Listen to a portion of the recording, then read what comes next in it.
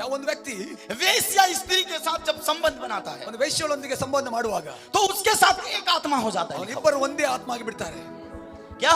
ಏನು? Come on ಹೇಳಿ ಹೇಳಿ ಹೇಳಿ. उसी प्रकार ಹಾಗೆ जब आप परमेश्वर के साथ संगति करेंगे ದೇವರೊಂದಿಗೆ ನೀವು ಸಂಗತಿಯನ್ನು आप उसके साथ एक आत्मा हो ಆತನ जाएंगे। ಜೊತೆಲಿ ಒಂದೇ ಆತ್ಮವಾಗಿ ಮಾರ್ಪಡ್ತೀರಾ. आपको शैतान उलझा के रखना चाहता है। ಆ ಸೈತಾನ ನಿಮ್ಮನ್ನು ಬೇರ್ಪಡಿಸಿ ನಿಲ್ಲಕ್ಕೆ ಪ್ರಯತ್ನ ಮಾಡ್ತಾನೆ.